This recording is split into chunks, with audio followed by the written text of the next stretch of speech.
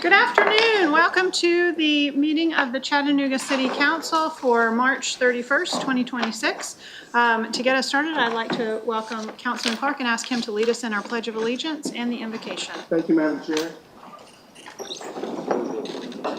I pledge allegiance to the flag of the United States of America and to the republic for which it stands, one nation, under God, indivisible, with liberty and justice for all.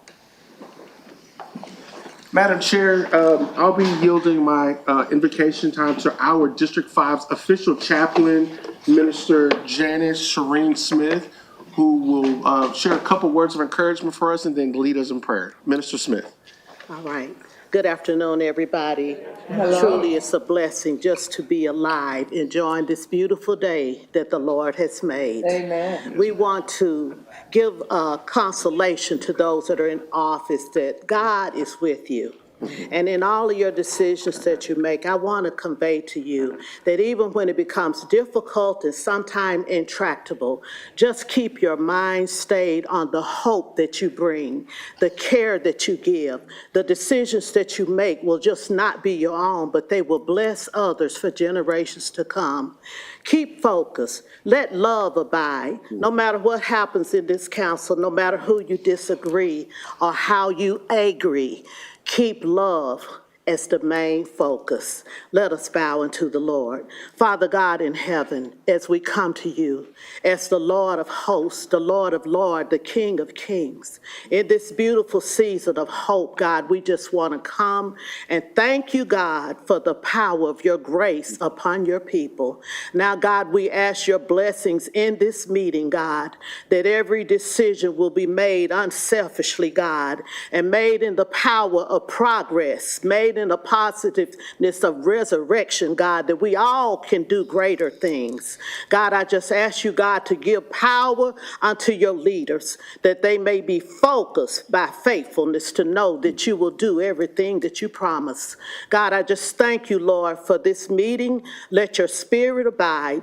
Bless us in our communities. Bless us in this city. Bless us, oh Lord, in this great country. And it's in Jesus Christ's holy name that we pray. No other name we know. And we say amen. Amen.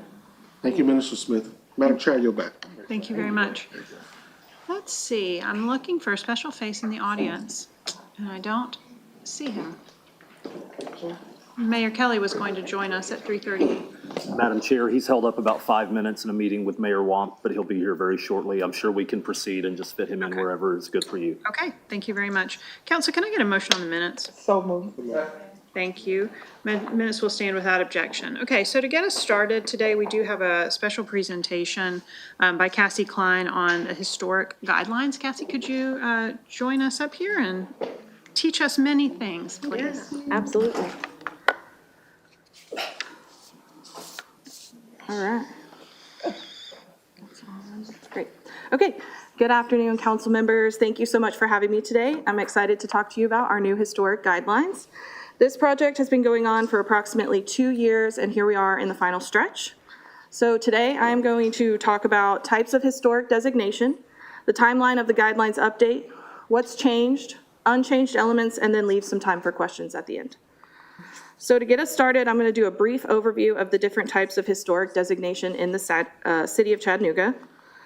We currently have 2 types of historic designation in the city: our local historic districts and landmarks and the National Register of Historic Places. Our historic zoning ordinance allows community members, city council, or local nonprofits to apply for local historic landmark or district designations. This type of overlay protects historic properties from demolition and inappropriate alterations. The city currently has 4 local historic districts, one local historic landmark. This includes Fort Wood, St. Elmo, Ferger Place, Battery Place, and the Frank Lloyd Wright Shaven House on Missionary Ridge. The National Register of Historic Places is a national designation, hence the name, that mostly functions as an honorary distinction. The National Register does not protect historically significant properties from demolition or inappropriate alterations. There are some tangible benefits beyond the honorary distinction of being listed on the National Register. So if a property is listed on the National Register and it is income producing, it could be eligible for federal rehabilitation tax credits. But again, this distinction does not protect properties from demolition or inappropriate changes. Okay, so moving into the guidelines update, we've talked about the different types of historic designation. We're going to zoom into our local guidelines. Our local historic properties are governed by the Historic Zoning Ordinance, which lives in Chapter 10 of the Municipal Code. And we're going to talk about the applicable historic guidelines. Today, we're talking about the update to those guidelines. These serve as the document that staff and the Historic Zoning Commission use to determine what is or is not appropriate for our local historic properties, including demolition, additions, new construction, and alterations. So the timeline of this project began back in 2023 under my predecessor, who secured federal grant funding and matching dollars from the Regional Planning Agency. I began working on this project at the beginning of 2024 when I started in this role as the preservation planner. We then finalized our contract with the consultant and began the update process in early summer of 2024. Our consultant created a kickoff survey that we shared with all the residents of our historic districts, requesting feedback. Our consultants then visited Chattanooga, conducted field work, and then we hosted individual public meetings with each of our neighborhoods in the fall of 2024. This feedback informed the initial draft of the guidelines, sent those individual chapters to our historic zoning commissioners as they were available during the fall, and requested feedback.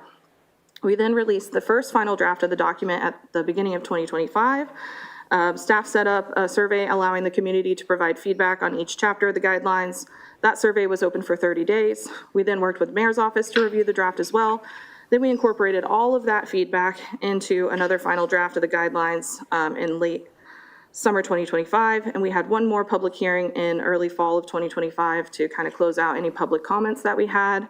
And then most recently, the Historic Zoning Commission reviewed the final draft over the course of 3 meetings. We went chapter by chapter from November to December of 2025. And then the Historic Zoning Commission then voted to approve the final draft that you have in front of you back in January of 2026.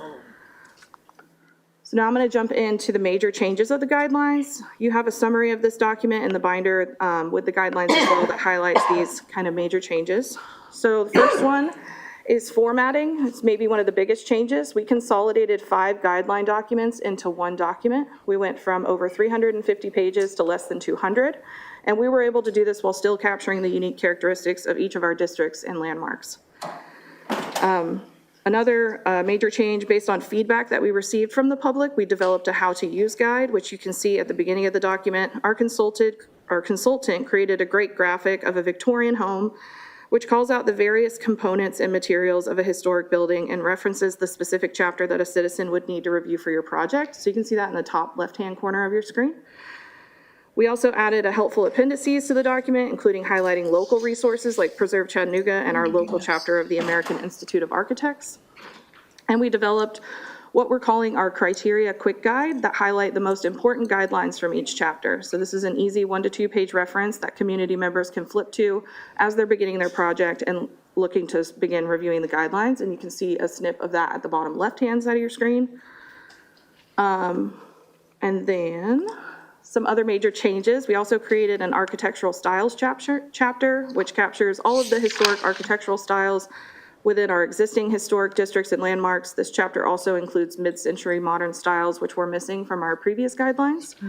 And we removed any painting regulations except for requirements for unpainted masonry, like brick or stone. Currently, our Fort Wood guidelines do regulate painting. This has not been enforced historically, so we removed it to clean it up.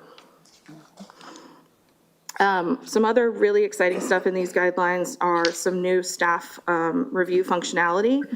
This includes staff review of small outbuildings that are 120 square feet or less. The number is based on building code, as outbuildings of this size do not require a building permit.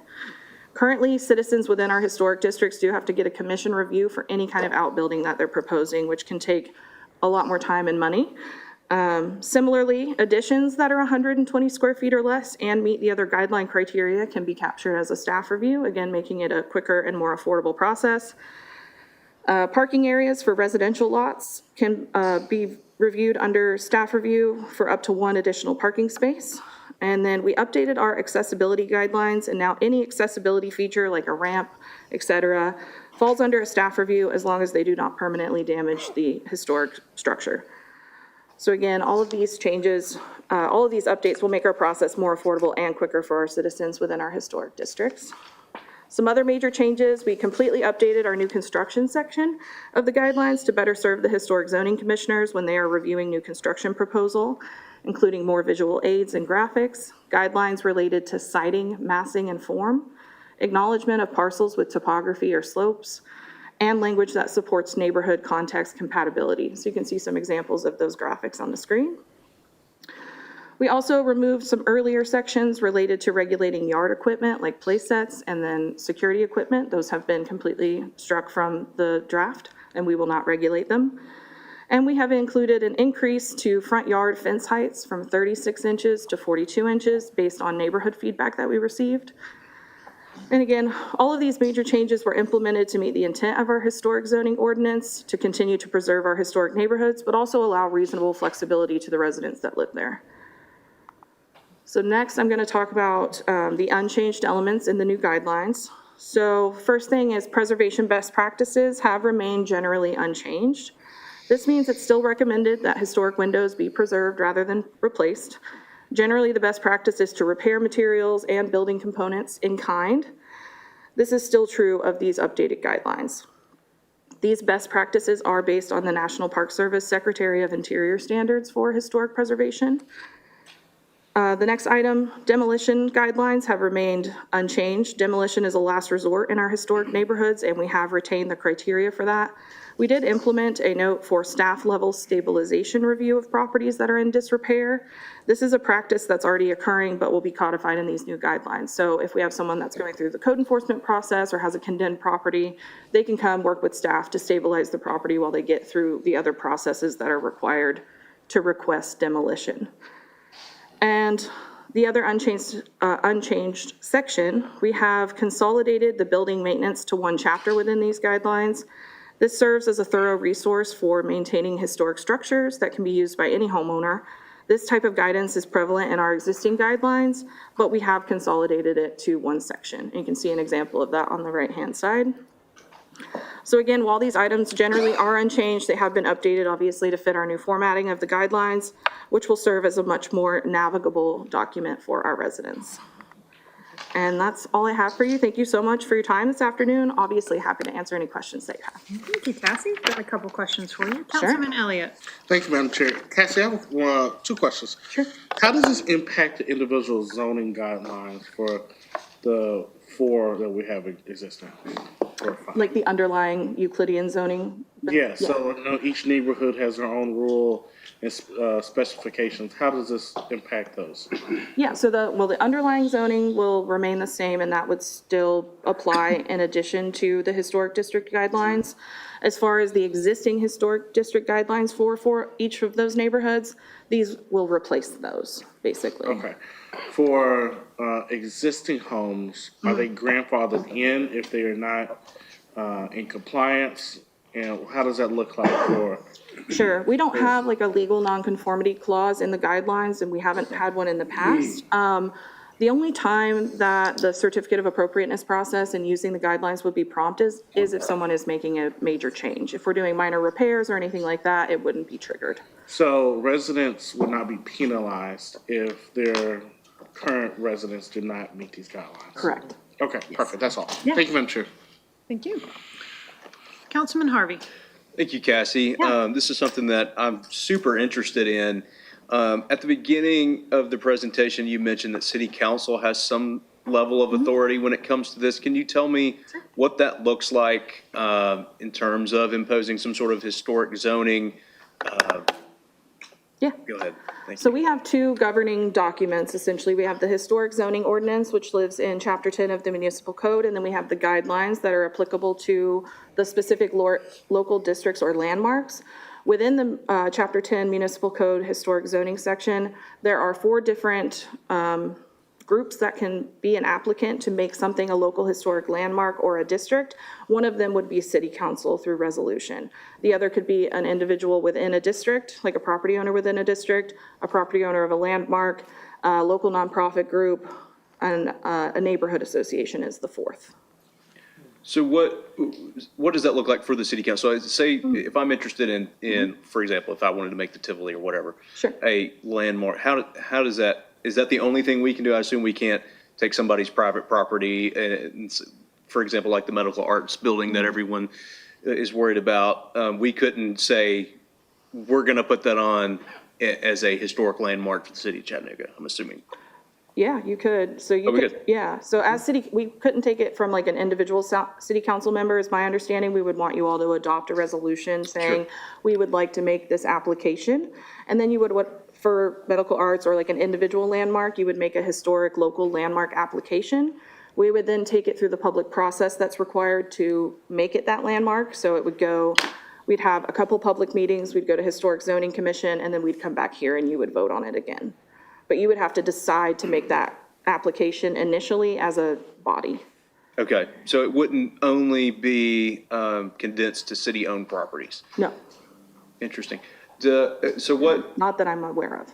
what sort of, Phil, this may be a legal question, but what sort of, rights do the property owners have to say, thanks, but no thanks? Yeah, so that's what the public process would be for, right? That's when the property owner could come out and say, this is my property and I don't agree with it. This is not something that I support. But that doesn't mean that that the application couldn't move forward, is my understanding. So we would still take it through the entire process. Okay, Whether or not it got the vote at the city council level would be kind of that final determining factor. Or if at Historic Zoning Commission, they would serve as a recommending body, similar to the way Planning Commission functions. And they would say, yeah, which is what they did with these guidelines. We recommend that city council review this and say yes or no, basically. So under the city code 10-14 of the city code provides for the city council, neighborhood association, a property owner within the proposed district or of the landmark, or a historic civic or professional society or group can make an application to have something brought in as a landmark, if that's what you're looking for. So any of those individuals can do so. They file an application with the Land Development Office, and then it would be considered by the Historic Zoning Commission from there for a recommendation to y'all. Yeah, and I think generally, I can confirm with my colleagues at the State Historic Preservation Office, but I think generally when we're looking at these kinds of ordinances across the state and the nation, we aren't necessarily seeing that you need like ownership signature or that kind of thing. You do if you're placing something on the National Register of Historic Places, but because we have the public process that it would go through, I think that kind of serves as their opportunity to speak for or against it. okay. So in order for the city council to put something on the local historic landmark, we would vote by resolution to do an application? That's how I would think we would handle Yes. it. Phil, I'll defer to you, but I think we've not seen it before, so it would be a fun test that we could all do together. Yeah, absolutely. But yes, that would be my understanding. Okay. Yeah. All right, very good. Thank you, I appreciate your time. Should be something approved by the body, yes. Yeah. Yes, All okay. right. Councilwoman Dotley. Thanks so much, Madam Chair. Cassie, I just want to say this has been great. I know we met about this a while back, and I'm glad to finally see it come to city council from, and one of my favorite things here is the matrix. Sometimes city government, especially zoning, and then you get into historic zoning, can be hard to navigate. So that matrix that you have at the end of each chapter is really helpful, along with the glossary, and then combining everybody together. I just love the community feedback, just the process that you all undertook, because I get, we all get all emails all the time, and I follow it. When I get the historic zoning agenda, I look on it and see, who is it? Let me see if it's anybody out, what's going on. And so this has been very helpful, especially to St. Elmo residents, the fencing, the increase in the fence, that's a big deal. It's exciting. That's a big one. I know people like, oh, it doesn't matter. Oh, it does. It does. So that is really, I just really like the user friendliness of the guide. Like just the flow chart it's just easy to follow, easy for anybody to follow. So I just appreciate the work you and your staff have done on this. And I'm excited as someone who has the biggest one, right? St. Elmo is the biggest historical district. Yes. I am, even though some people have some, Three. so we have some. We have the biggest. So I am grateful for this work, because they are very, St. Elmo is a community that participates heavily in a lot of community development and feedback and things like that. So this is fantastic. And you came to present to them, I believe, too, as well, in the neighborhood meeting. So I appreciate you for that, and I'm excited about this, because this is awesome. great. This is great. It's so user-friendly, and I appreciate that. Thank you so much, Councilwoman Dotley, and thank you for calling out the matrix. I think I skipped right over that in my Yeah, I was like, presentation. she's like, nothing about this matrix that we talked about. Which is one of the coolest features. Yeah. Thank you, sorry. So I'll just quickly go over it for those of you who haven't seen it. You can see an example on the top right corner of your screen. At the end of chapters 5 through 12, we have a matrix that shows basically the proposed project on the left-hand side, and then whether or not it would be a historic zoning commission review or a staff level review. And then if there are conditional items in that right-hand column, that would maybe change which type of review it would be. This is really exciting because this is where we got to customize it for each neighborhood. It also, I hope, will serve for an easy way for other neighborhoods or landmarks to come online. They can kind of, it's like a plug and play feature at the end of those chapters. So thank you so much. Thank you, and thank you, Madam Chair. Councilman Clark. All right, thank you. A last question, Casey. Thank you so much for this. I would say that this is probably a historic preservation-friendly council. Councilman Harvey and I are actually working on some legislation. We've been consulting with our city attorney about how to expand that, because you're right, this would be a test. I know in Chairwoman Hill's district of Lupton City is a historic area.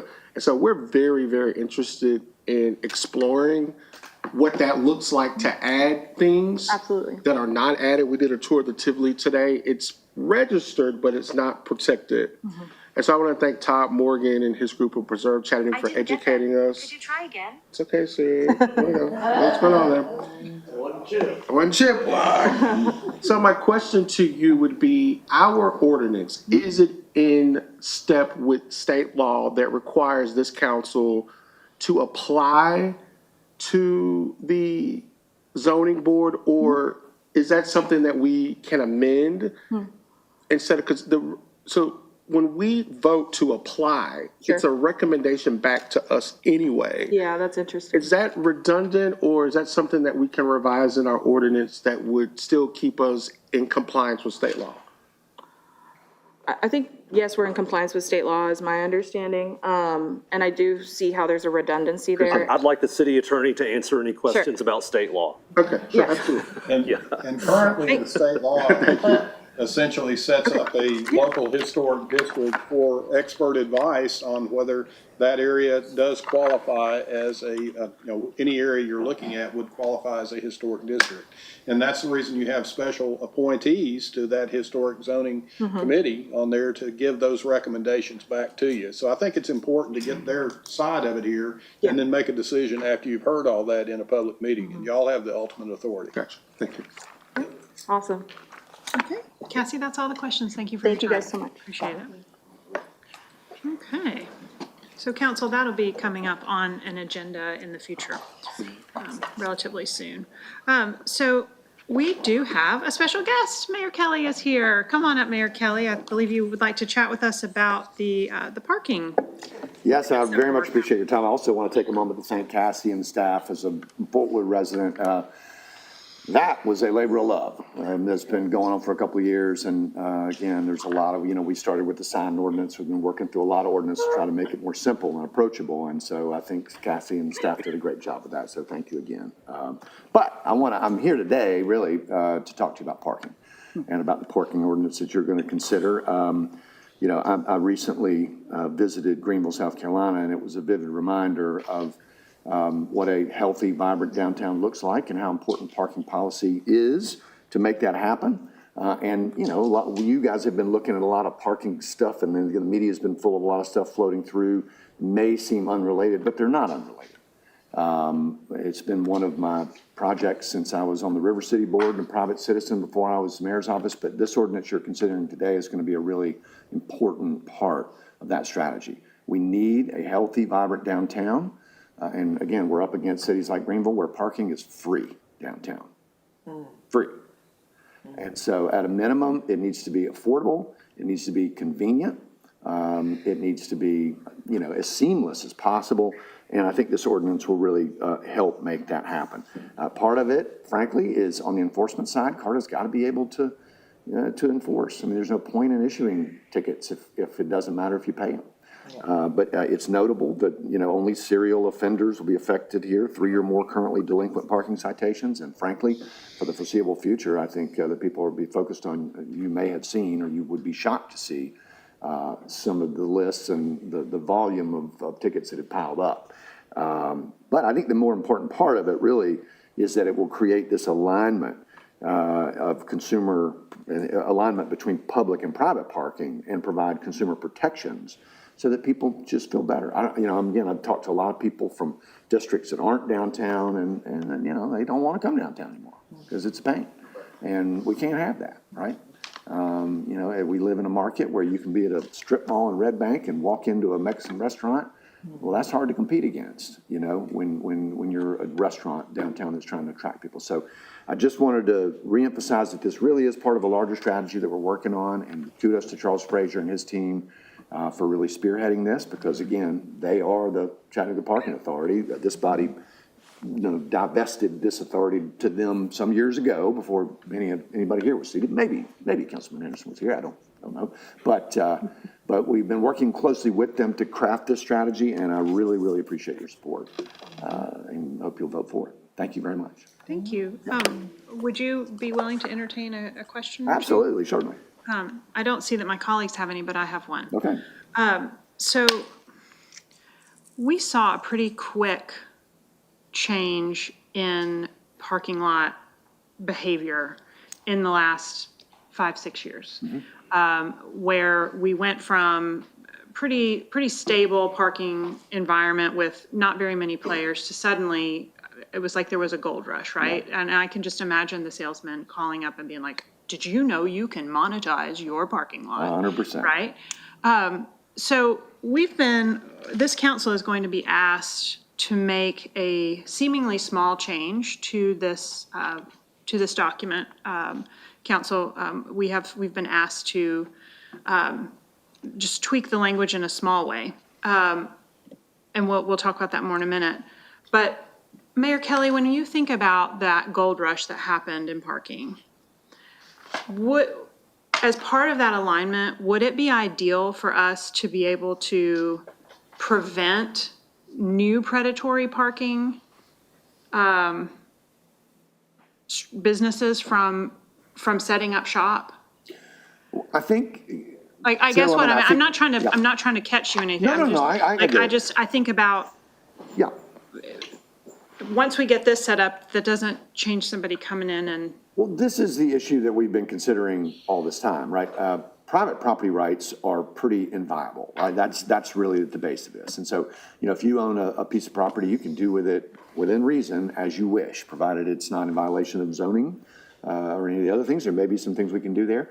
But I think technology really is what caused that, right? Because now you can go in with an app and park, and a lot of this has made it to the state level. We don't have the time to go through, the what's going on at the state.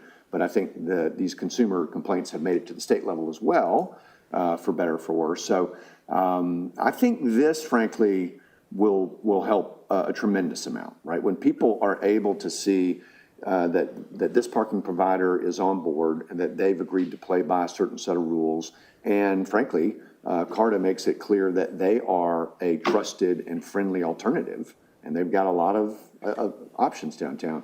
I think you'll see things get a lot better. I think, candidly, from my perspective, I think that should be our near-term focus. And if that doesn't do the trick, we can take another bite at it. So kind of a first iteration of voluntary standardization, and then if we were to see increased predatory practices, then we could look at it again and see if we needed to have additional guardrails? That would be my suggestion, and very frankly, I think a lot of those guardrails may wind up getting bounced to the state level anyway, so I think working with our partners at the state on that probably makes a lot of sense as well. Okay, thank you very much for that. I appreciate it. Thank you for your time. Okay, council, we are now moving into our discussion of our agenda. Since we're already talking about the parking ordinance, I'm going to skip over that final read, and I can come back to it if we need to. But we do have item A, 8A, the ordinance about the parking relative to booting and immobilization of vehicles.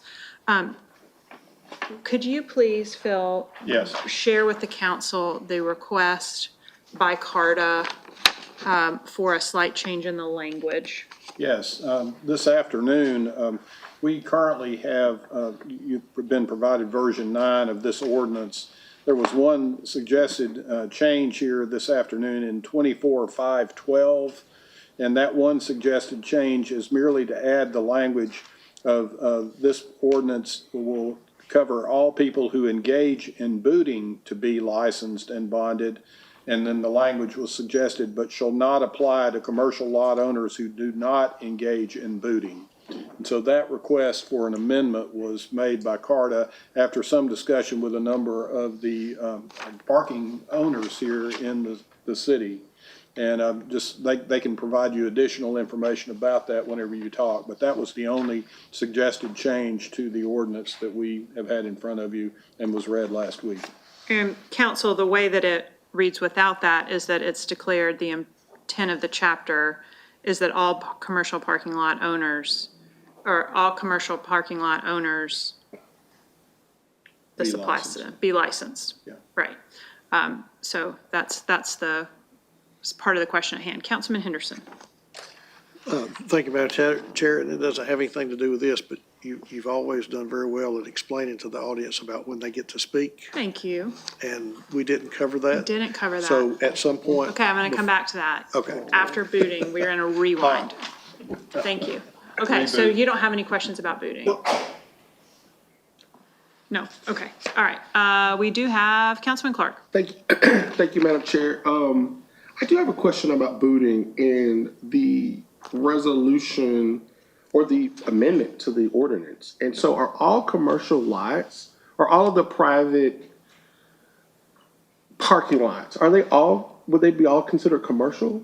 Like if it's ran by Omega, so what would be the purpose of using that distinct language to specify that? Like what protection does that, do you understand what I'm saying? They would not be allowed to apply a boot in accordance with this new MOVE state law here unless they at least were licensed here in the city to be able to do so. And conversely, if you choose not to participate in the booting, in the licensing, if you choose not to participate in the licensing, then you can charge whatever you want.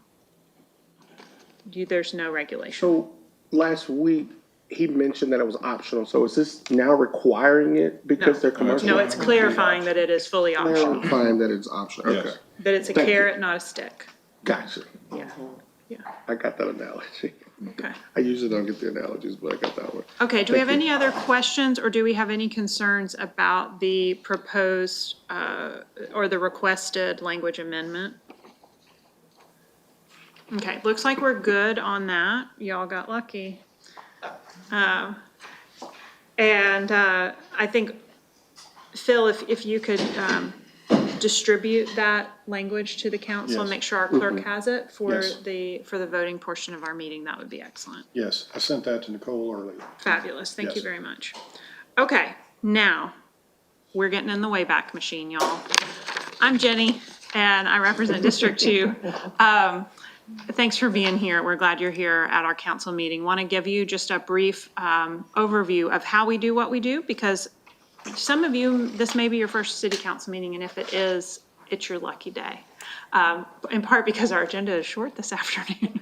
Our council meets every week at 3:30, except for the 14th when we're meeting at 2. But we meet every week, and we have a order of business in which we go over our agenda for today, and then we look at our purchases for today, we look at our agenda for next week, and 3 to 4 weeks out. This is a council that does its homework, that really is looking over the long term to make sure that we're well prepared when these votes come in front of us. So we are going to go through all of that work. We do not have a committee or department meeting today. And then we will take a recess. That's typically a 45-minute recess because in as much as we've been in meetings since 9 a.m., we're going to have more meetings with our attorney on our break. And then we will come back for the voting portion of our meeting. At the end of that, anyone who would like to speak is very welcome to come and speak, and we will read the rules. You'll have 3 minutes to speak. So if you are here and intend to speak, just know that that is the order of our meeting today. So going back to ordinances under final reading for today, that the only one we have is in District 5. Councilman Clark, do you have anything you need to discuss, or are we good to move forward? We're good to move forward. Thank you very much. Okay, resolutions, council. Item A under resolutions, this is 9A. The administration has requested that this item be withdrawn. And then we have 2 other resolutions today. Does anybody have any questions about those? Looks like we're good. Okay, let's go ahead and take a look at our purchase request for today. Council, we have a handful of purchases, but we don't have any. Okay, yeah, Phil's Catherine will swapping come out. Okay, don't worry, we're not here without our, I will be back. what are those wheels called beside the bike? Training wheels. Wheel. We have no renewals, we have no RFP format requests, we have no emergency purchases or sole source purchases. If you have any questions about these handful of purchases, please hit your light. All right, seeing none, let's take a look at our 2-week agenda, please. Okay, next week, ordinances under first reading. We have 1, resolutions. We have a handful of resolutions next week. Some appointments. And council, I would like you to note that starting on the Tuesday, April 7th agenda, that the administration has expanded the description on the captions to help us understand what fund and cost center each of these purchases are part of. So be paying attention to that, and we can give some feedback in the next couple weeks about how that's working for us. Okay, several public works items, community health. Okay, I do have one question on public works item J. So this is resolution authorizing an increase to the detail experts custodial cleaning of downtown campus buildings. It's a $264,000 and change increase, not to exceed $679. So that feels like a significant increase, and so I wonder if we've had a scope of work change on that contract that would drive that cost increase.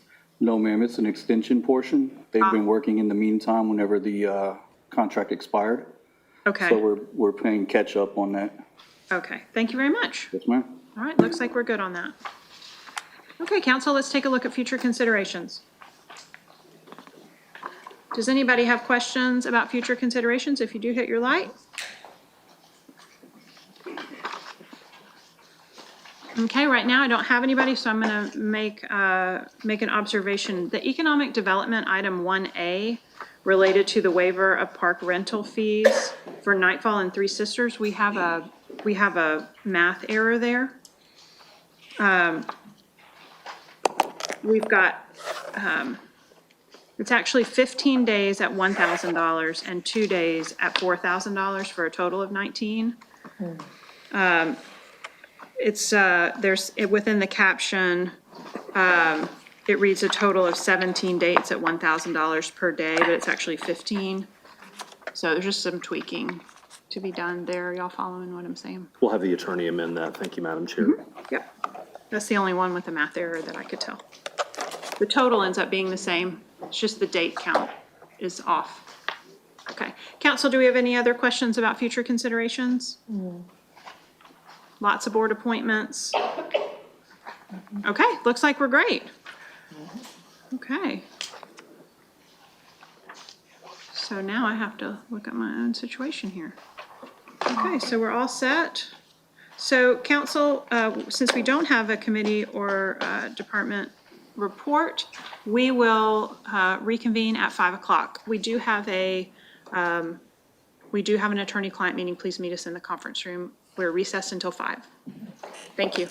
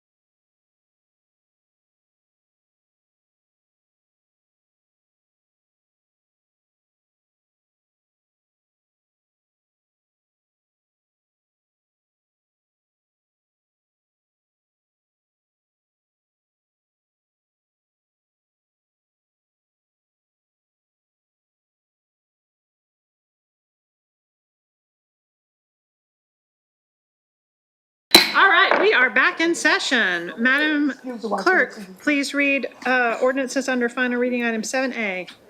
An ordinance to amend Chattanooga City Code Part 2, Chapter 38 zoning ordinance so as to rezone property located at 3886 Agawella Drive from RN16 residential neighborhood zone to RN3 residential neighborhood zone, subject to certain conditions. Thank you. Council, can I get a motion?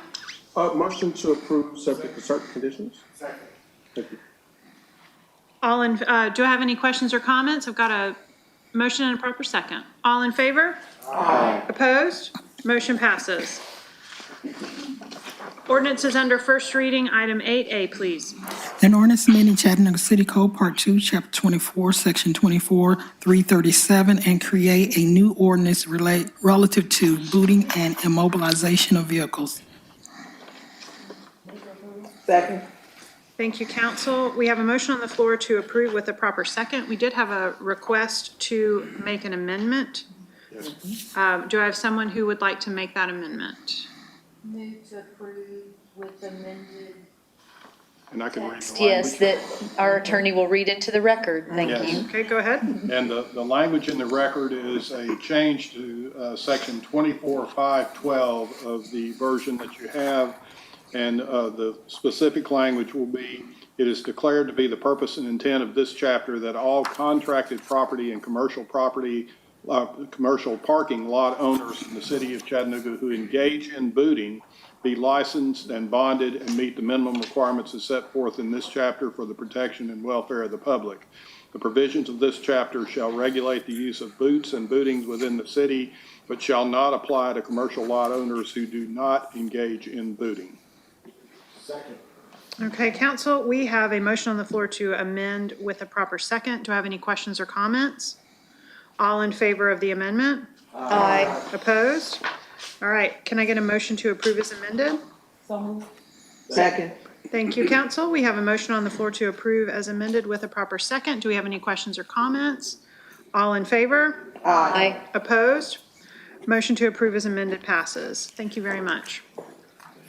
Item 9A, please. A resolution authorizing the mayor and his designee to execute a memorandum of understanding between the Stadium Corporation and City of Chattanooga government regarding the general expectations and responsibilities concerning the city's provision for Finley Stadium Tourism Development Zone sales tax payments. Move to withdraw. Second. Thank you, council. We have a motion on the floor to withdraw with a proper second. Do I have any questions or comments? All in favor? Aye. Opposed? Motion to withdraw passes. Item B, please. A resolution authorizing the mayor and his designee to enter into a third interlocal agreement for cooperative grant funds to River City Company for the design, implementation, and construction of Chattanooga riverfront parks between the River City Company, the City of Chattanooga, and Hamilton County, Tennessee for the Evolving Our Riverfront Parks project. Move to approve. Second. Thank you. We have a motion on the floor to approve, council, with a proper second. Do I have any questions or comments? All in favor? Aye. Opposed? Motion passes. Item C. A resolution authorizing revisions to the Employee Information Guide, EIG, Policies 14.0, injury on duty to comply with current standards to be effected upon approval. Second. Thank you. Council, I have a motion on the floor to approve with a proper second. Do I have any questions or comments? All in favor? Aye. Opposed? Motion passes. We are ready for purchases. That was 3 minutes. Ooh, yes. Good evening, council. Good evening. We have 5 purchase recommendations for approval this evening. First item is a year 3 renewal with Vulcan Materials is requesting a 4.2% increase due to the increased cost of materials. The annual limit amount will be $1,022,000. Item number 2 is with wastewater. It's a new agreement for mixer gear reducer services. This will be a 4-year agreement with an annual spend limit of $150,000. The award will go to SPX Flow Technologies as the best bid. Item number 3 is with Public Works. This is a one-time purchase for a Peterbilt recycle truck to be used by solid waste. This purchase from Environmental Products Group will be in the amount of $421,891 using the Sourcewell contract. Item number 4 is with Public Works. This is a one-time purchase for an International Hook Hoist truck to be used by street maintenance. This purchase from Thompson Truck Group will be in the amount of $259,999.97 using the Sourcewell contract.